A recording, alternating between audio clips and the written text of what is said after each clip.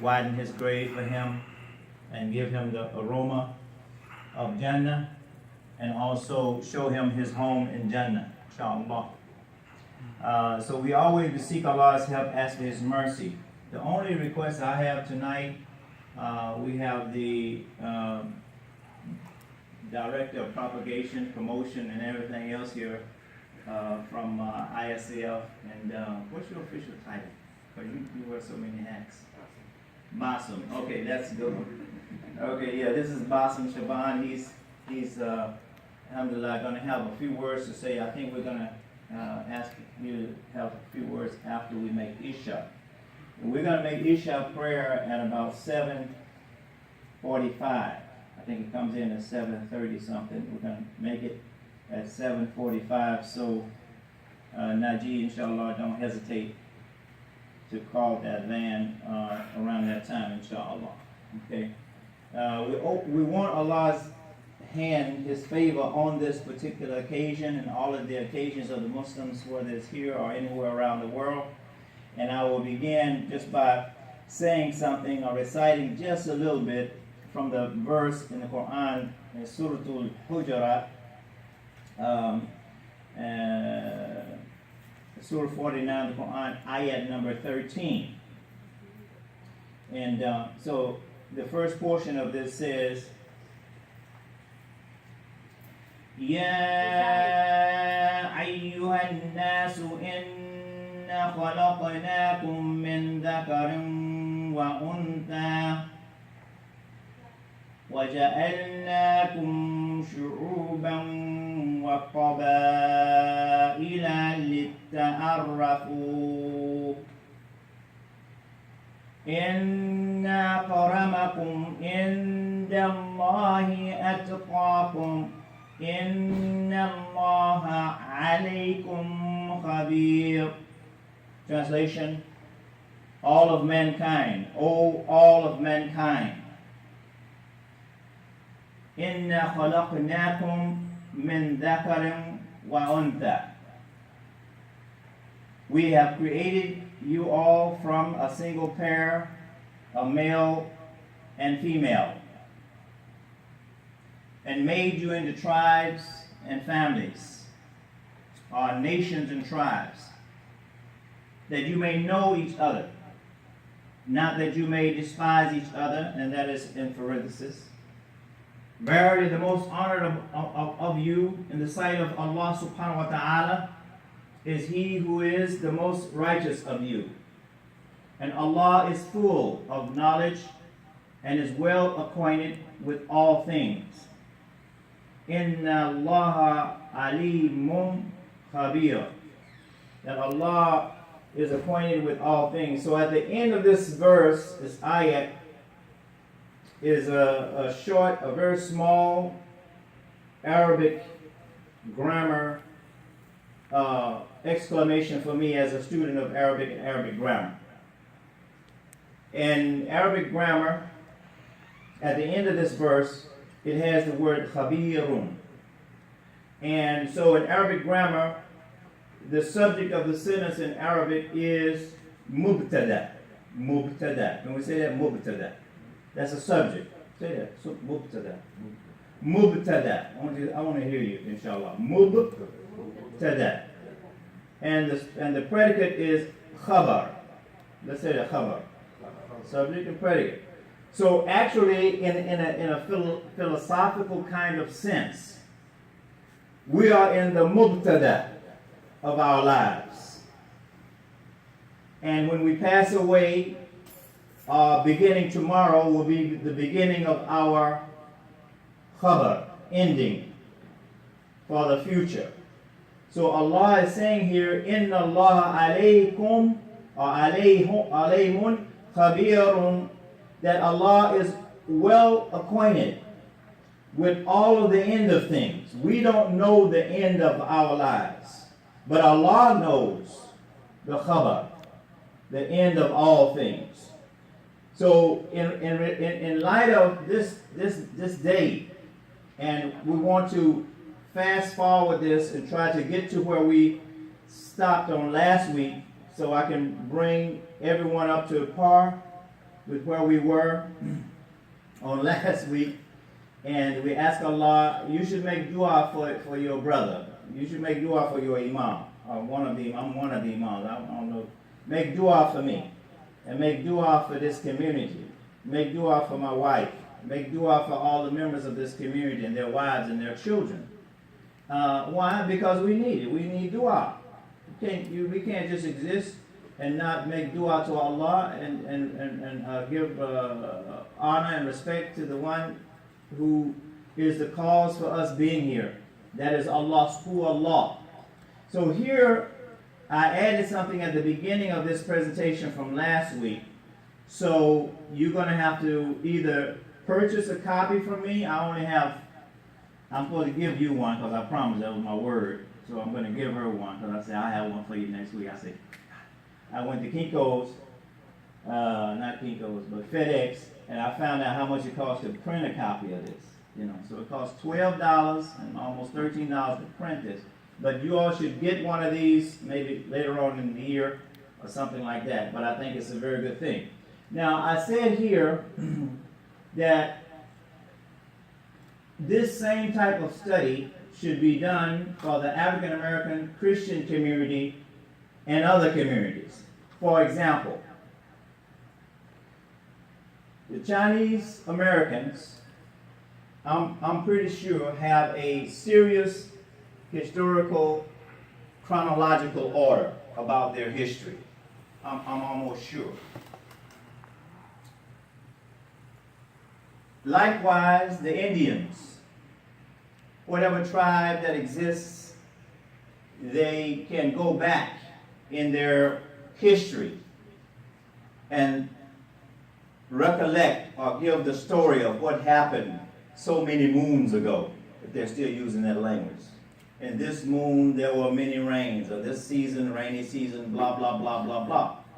And my whole idea as your brother, with bringing up this idea of, well, really it was me and Amina. I don't want to take the credit, the full credit for it. With El Islam Around the World, the whole idea with El Islam Around the World was that many of us cannot get on a plane. We can't buy a ticket every 2 months or 3 months to go somewhere and visit an Islamic country or any country like that. So we thought that we would create this whole idea about El Islam Around the World so that when people would come to Orlando, become residents of Orlando, Boston participated in this, they could give an idea of, give us a presentation of what's going on in their country. What kind of leaders did they have in the past? What kind of dress do they use? What kind of spices did they use in their food? This kind of thing. I'm talking about a very intellectual kind of environment. And that's what we are trying to do, the best we can do with these kinds of presentations. A very intellectual environment. So if a person is not really ready to kind of like be still for 45 minutes, then it's best that they probably either stay in the lobby or something like that. And that's the reason why I say if they bring children, they have to get control of their children, alhamdulillah. Because this is like a university. It's a message, yes, but it's a place of prayer, etc. But it's also a place of education. Okay, so and I take this very seriously, and that's I'm just speaking from my heart. Alhamdulillah Rabbil Alameen. So here are 3. I'll simply give you their names. Some of you have seen them, you've heard of them. Bilali Muhammad, born around 1770 in the area of Africa, which is known as Guyana and Sierra Leone today. Bilali Muhammad was an elite of the Fulani tribe. He knew Arabic and was knowledgeable of Hadith, Tafsir, and Sharia matters. Because he was educated, he was allowed to rise in the status of the slave community, etc., etc., etc. That's one person that's responsible for bringing Islam to the United States of America. Another one was Ayub Job Diallo, was born in Senegal from a respected Fulbi Muslim family. He was also known as Job bin Suleiman. He wrote some memoirs and was a slave in Maryland for a couple of years, sold into slavery as a result of some kind of confusion. I don't know what the kind of confusion it was. He eventually returned home in Senegal to his aristocratic roots, still a Muslim. He never went through the process of becoming this, that, or the other. Now here's another picture of another young man, Yaro Mahmoud, born in 1736, died in 1823, a free man. He arrived at the age of 14 years of age in Maryland with his sister, knowledgeable in Arabic. He practiced Islam or al-Islam openly until his death. Abdul Rahman Ibrahim ibn Suri. Here's another person. I want to go through these. Omar bin Said. And there's a lot of stories behind each one of these individuals, and it would take one session alone for each one of these to tell their story. But I just want to share some of which you already know, that there were Muslims that were captured, brought over here to the United States of America, and they never were transformed from being Muslim to something else. They stayed Muslim, they became Muslim, they were Muslim when they came here, and they remained Muslim either when they went back home or they passed away in these United States of America. Now, on last week, I'm going to fast forward, I'm going to keep going. We were talking about the struggle of freedom and dignity of African Americans, African American slaves or African slaves, and when they were let go, when we were let go from those plantations, many of the slaves did not want to leave the plantation because they didn't know what else to do. So in regards to religion, there was a theological vacuum. Anybody know what a theological vacuum would be? What would be how would you describe a theological vacuum? People did not know what to believe, so therefore it was a vacuum. They were not really into religion because they spent many years, and religion was kind of like taken out of them to a certain degree, except for the ones that held fast to their religion. Now look at this. I don't have to describe to you what this is, right? I don't have to describe to you what this is. And I'm going to go past that. You know what that is? Slavery ended officially in 1865. The official end, in a sense, of the Ottoman Empire was really in 1918, some say 1924, and it ended the Khalifa of Muslims having one go-to person or group that they would consider the Khalifa. And the word Khalif is I wouldn't say it's a tricky word, but it's the plural of it in the Quran is Khala'ifa, means many Khalif, many Khalifs. And Allah said He was going to create a Khala'ifa, Khalifa in the earth, Khalifa in the earth. And from studying this word, the root of it is khalf. Khalf means to come from behind. So therefore, a female or a male has the Khalifa nature. It's like Prophet Muhammad sallallahu alaihi wasallam. He said that every baby that's born is born a Muslim. Is everybody listening to me right now? I want you to be engaged in this process, because this is no small thing here that I'm discussing. And I'm saying this because I love Allah, I love Rasulullah sallallahu alaihi wasallam, and I love you. And we have a responsibility to do what we're supposed to be doing based upon the skill set that Allah subhanahu wa ta'ala gave us. Skill set that Allah subhanahu wa ta'ala gave me was the skill set to do this diligent research and to gather this information and to share this information in a very practical sense, but at the same time in a sense where it's relative to how you understand or we understand life itself. So we talked about W.E.B. Du Bois, we talked about Marcus Garvey, we talked about that theological vacuum that we had, leaving the plantation. We talked about these guys having a parade going down the street. Y'all know who these guys are? Now this was common practice way back in the day. Common practice was you did not have Mickey and Minnie Mouse, Woody Woodpecker, and all these things going down the street in a parade. You had the KKK going down the street, having a parade, and they were a major event.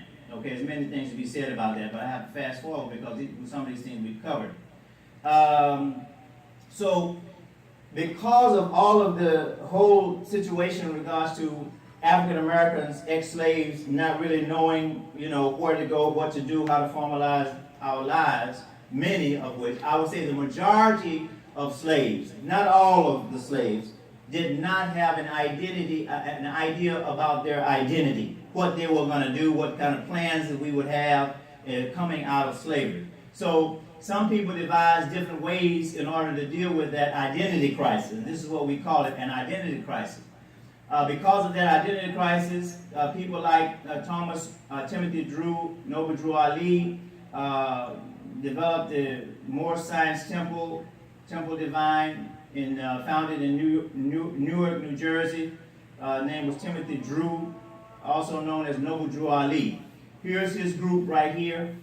We're talking about the Muslim or the Islamic influences. We're not talking about the whole of the Christian slaves and all of that. That research has to be done, and it has to be done like this, diligently, from a real analytical standpoint, I do believe, and I hope one day, inshallah, we can see that report too. But we're dealing with the African American Islamic footprint that was made by Muslims coming to America, slaves, and going through slavery, etc., etc.